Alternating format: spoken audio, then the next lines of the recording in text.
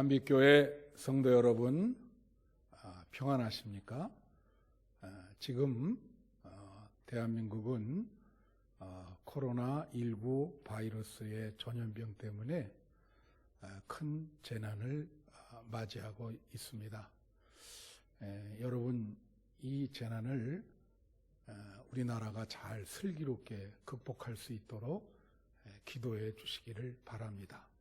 아울러 우리 한빛교회 성도님들도 늘 건강하시고 이 코로나19 바이러스 사태에 잘 지혜롭게 대처하셔서 믿음으로 극복하시기를 간절히 기원합니다. 제가 목회 40년 역사상 이렇게 주일날 영상으로 예배드리는 것은 처음입니다. 사태가 사태인 만큼 여러분 잘 이해해 주시고 오늘 영상으로 말씀을 할 때에 큰 은혜 받기를 바라겠습니다. 지금 교회력으로는 사순절 절기입니다. 사순절은 예수님이 십자가의 고난을 당하는 것을 기념하는 그러한 절기인데요. 이 사순절은 지난 수요일 재의 수요일이라 그래서 애쉬 웬즈데이서부터 시작을 합니다. 재의 수요일은 이렇게 우리의 죄를 깨닫고 죄를 회개하는 날인데요. 제가 미국서 이 애쉬 웬즈데이를 신학교 채플에서 한번 지내본 적이 있습니다. 그때에 지도 교수님이 제 이마에 이 올리브 기름으로 그 재를 이렇게 섞어가지고 제 이마에 그 재를 이렇게 찍어줬어요. 그래서 제가 이렇게 찍힘을 당하고 그리고 그 자리에서 무릎 꿇고 회개기도한 그러한 기억이 납니다. 그래서 사순절은 회개로부터 시작한다는 것이죠. 애쉬 웬즈데이 재의 수요일이라고 하는 것은 죄의 회개로부터 사순절이 시작한다는 것을 보여주고 있습니다. 그래서 이번 주는 여러분 주님 앞에 죄를 회개하며 한 주일을 보내야 됩니다. 그런데 우리가 회개라 그럴 때 회개는 자연스럽게 돼야 되는데 회개가 억지로 안 되지요. 여러분, 회개가 왜 억지로 안 됩니까? 자기가 지은 죄를 깨달아야 되거든요. 사람은 밥 먹고 죄 짓는 존재입니다. 알고 짓는 죄, 모르고 짓는 죄, 남을 미워하는 죄, 거짓말하는 죄, 사기치는 죄, 우리가 갖고 있는 죄들이 굉장히 많습니다만은 우리가 잘 깨닫지 못할 때가 참 많이 있습니다. 그래서 죄는 다 똑같이 모든 인간이 로마서에 보면은 다 죄인이라고 나와 있어요. 근데 문제는 그 죄를 깨닫느냐 하는 것입니다.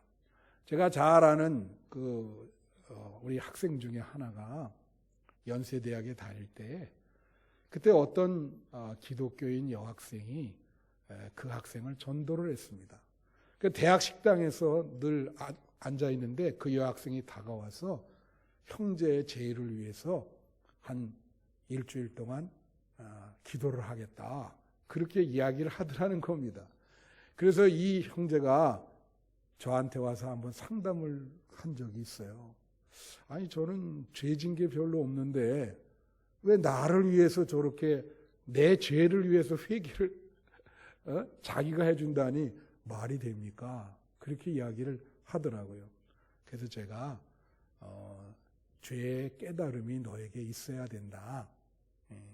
그래서 죄를 깨닫고 회개를 하라고, 그래야 예수를 믿을 수 있다고 그렇게 말한 적이 있어요. 회개를 하려면은 죄의 깨달음이 있어야 됩니다. 그래야 사순절을 맞이할 수 있죠. 사순절은 회개로 시작되는 것입니다. 오늘 본문 말씀은 마태복음 7장 1절로부터 5절에 나오는 유명한 말씀입니다. 비판하지 말라, 심판하지 말라. 그 비판이 너한테로 될 것이다. 그대로 돌아올 것이다. 남의 눈에 있는 남의 눈에 있는 티는 보면서 자기 눈에 있는 들보는 왜 못 보느냐. 이제 이런 말씀이 되겠어요. 사람들은 이 본문 말씀을 보면서 인생을 살아가는 어떤 지혜, 슬기로운 지혜 정도로만 생각하는데 그렇지 않습니다. 예수님이 산상보훈에서 이 말씀을 하는 것은 인생을 살아가는 지혜 정도가 아니라 신앙의 본질을 지금 우리에게 이야기해주고 있는 것입니다. 여러분, 여기서 비판하지 말라. 이것은 그냥 비난하지 말라 그런 뜻이 아니에요. 여기서 비판하지 말라는 것은 심판하지 말라. 더 나아가서 남을 정죄하지 말라. 이제 그렇게 이야기를 하는 것이죠. 미운 마음으로 남을 정죄하지 마라.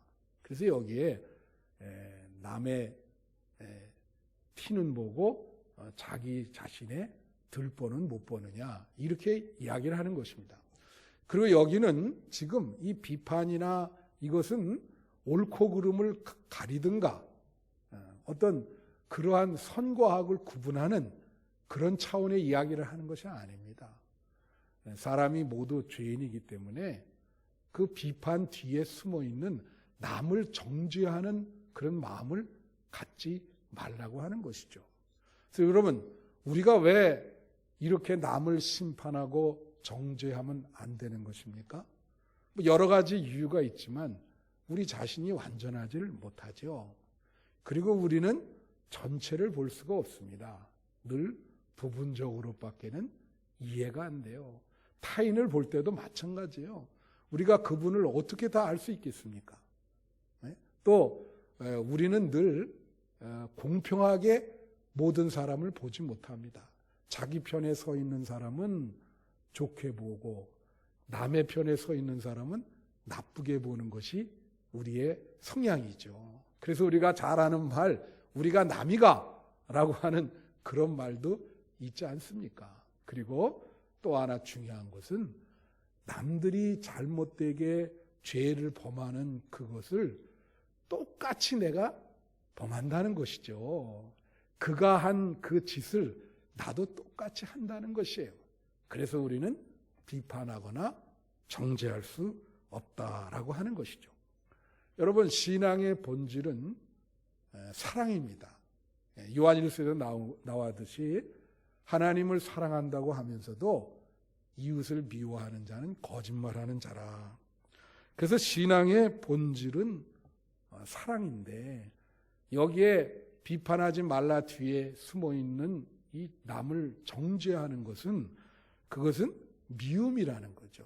그건 신앙의 본질에서 아주 벗어난다고 하는 것이죠.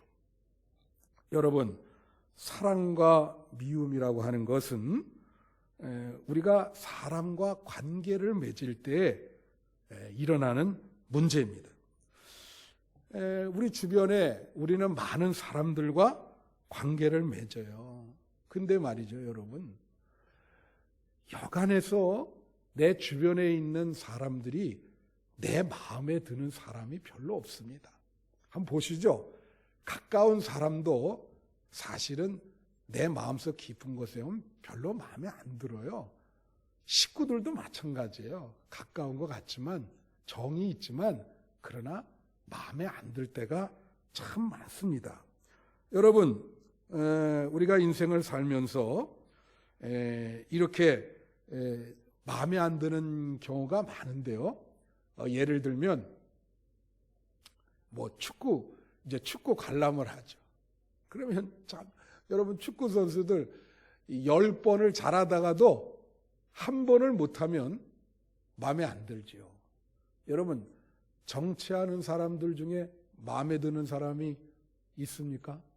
별로 없죠. 그렇죠?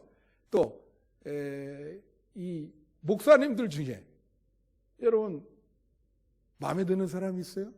여관에서는 잘 마음에 들지 않죠. 주변에 있는 사람들 여러분 마음에 쏙 드는 사람이 있습니까? 별로 마음에 드는 사람이 없어요. 그런데 사람이 있잖아요. 갑자기 마음에 드는 사람이 나타날 때가 있어요.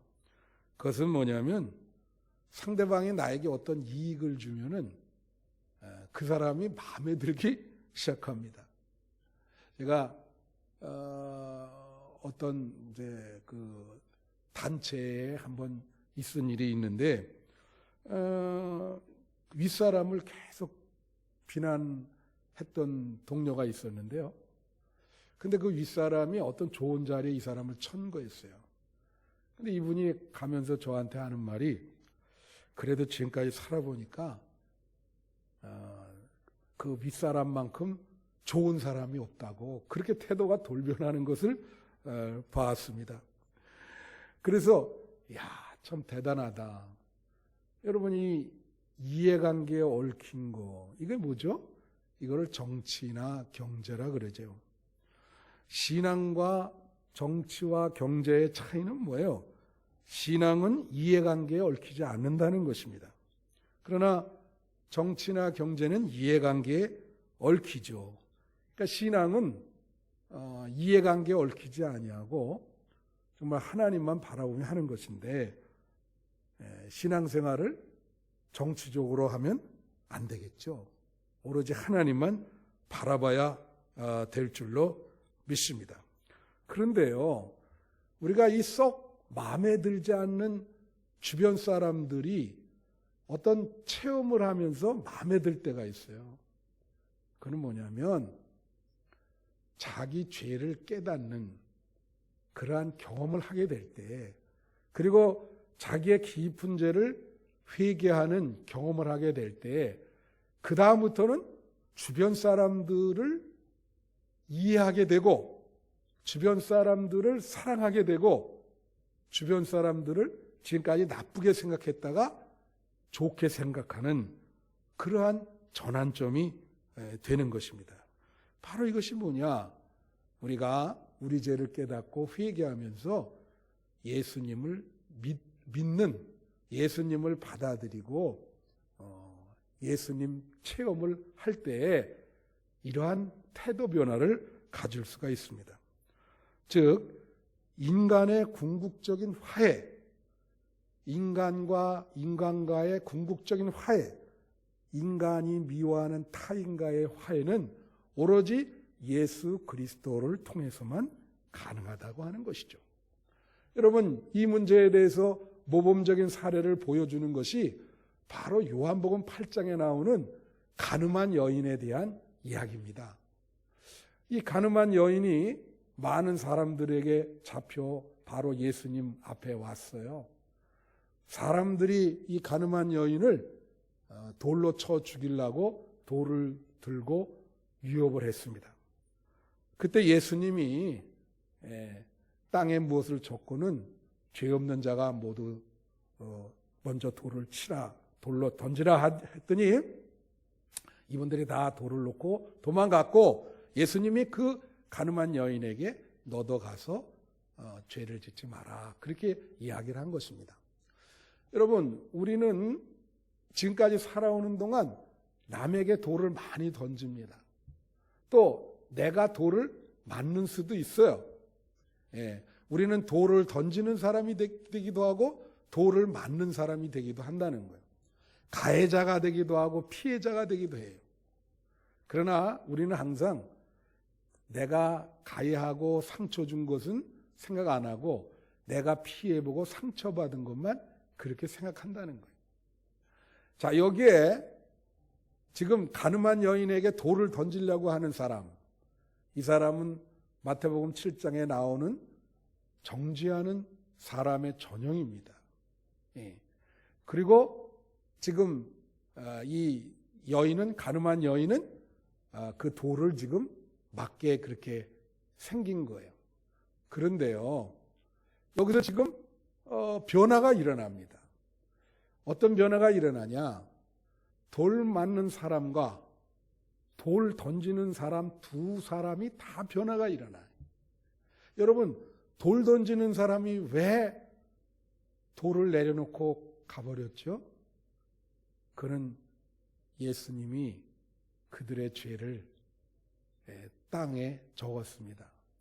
그걸 보고 자기 죄를 깨달았죠. 그리고 죄 없는 자가 쳐라. 그러니 자기 죄를 깨달은 사람이 어떻게 돌을 던지겠습니까? 그들은 돌을 내려놓고 갔어요. 자기 죄를 깨달았기 때문에 더 이상 비판하고 정죄할 수 없고 그 가늠한 여인을 바라보면서 이해하면서 아마 갔을 겁니다. 흥미로운 얘기가 있어요. 2000년 전에 죄 없는 자가 먼저 돌을 쳐라 했을 때 그들은 돌을 내려놓고 갔습니다마는 현재 만약에 예수님이 오셔서 죄 없는 자가 먼저 돌을 던지라 하면 아마 돌을 내려놓지 않고 그냥 돌을 던졌을 거라는 얘기입니다. 그만큼 현대가 더 남에게 돌 던지는 강팍한 마음을 갖고 있다고 하는 것이죠. 여러분, 오늘날 얼마나 이 사회가 남에게 돌 던지는 것에 대해서 유행하고 아주 강팍하고, 많은 사람들이 그런 것 때문에 막 자살하고 이런 일들이 얼마나 많습니까? 우리는 이 사순절을 맞이해서 지금까지 남에게 이유 없이 돌을 던진 것에 대해서 자기 죄를 깨닫고 회개해야 됩니다. 그건 예수님을 만날 때만 가능한 것입니다. 그리고 돌을 맞는 사람도 마찬가지예요. 여기 가늠한 여인에게 예수님이 그냥 가라 그러지 않습니다. 너도 가서 죄를 짓지 마라. 돌 맞은 사람도 예수님을 만나서 변화가 필요합니다. 더 이상 죄를 짓지 말아야 되죠. 그래서 이 예수님 만나는 경험, 자기 죄를 깨닫고 예수님을 만나는 그런 경험이 굉장히 중요한 겁니다. 그래서 마지막으로 이 구약 성경 요나서에 보면 말이죠.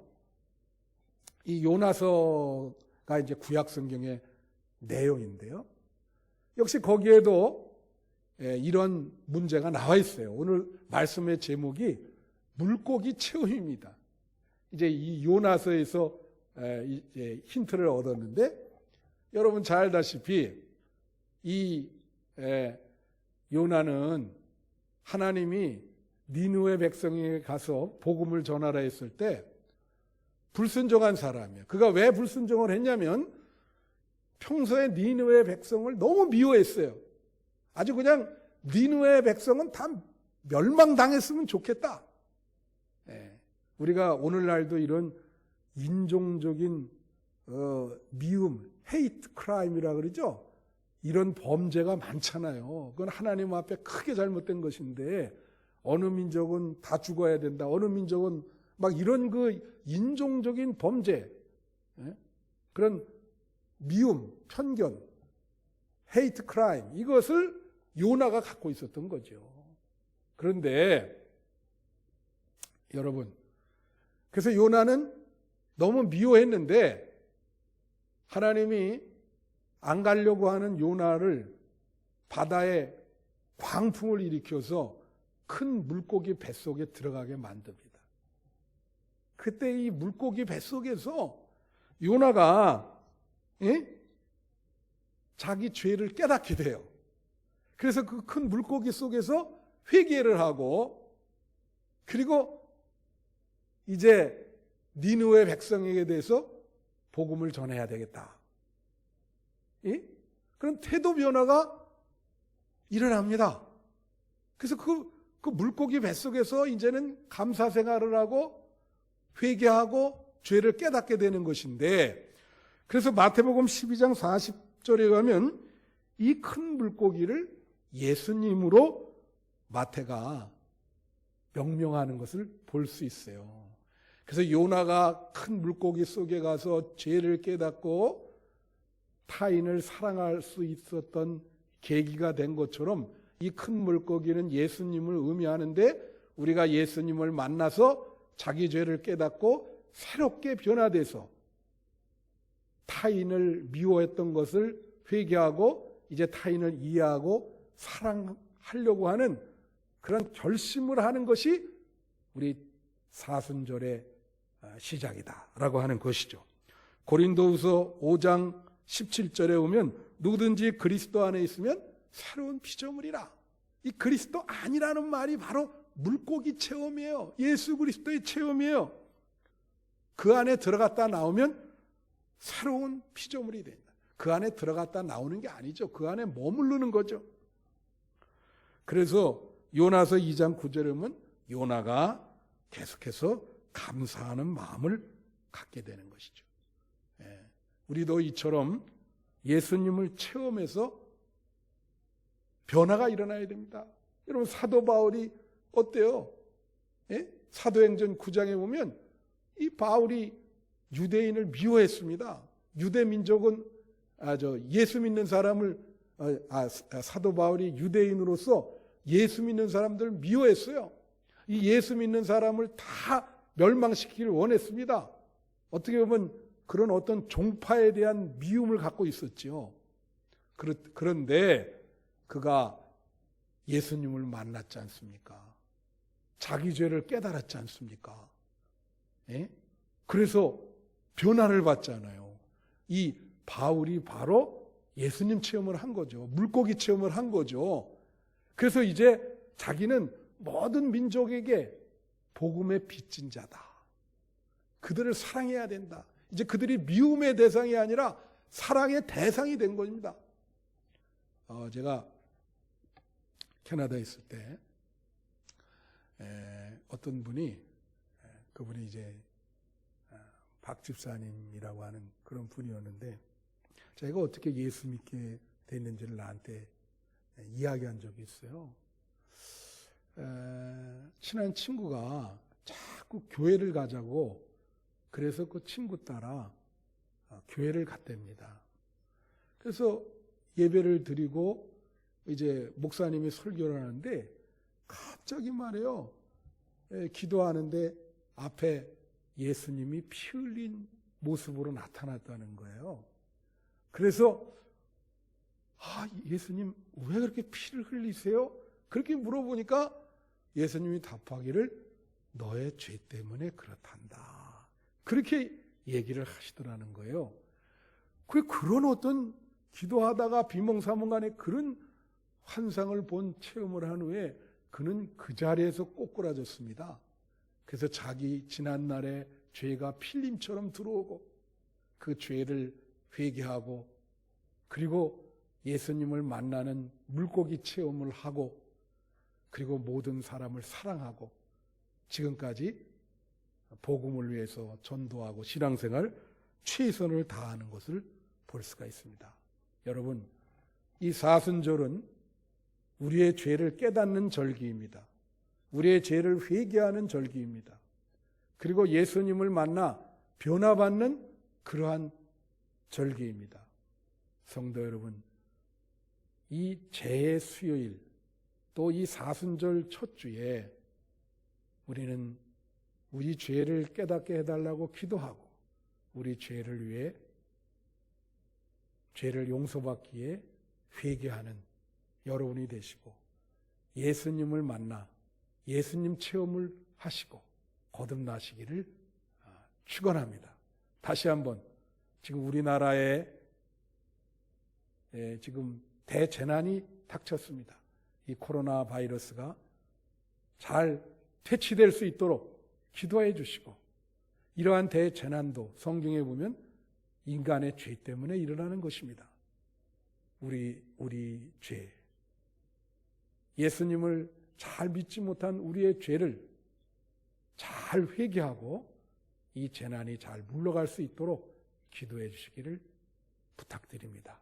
아무쪼록 일주일 동안 건강하시고 또 편안하고 영적으로 충만한 그러한 신앙생활 하시기를 간절히 바랍니다. 기도하시겠습니다.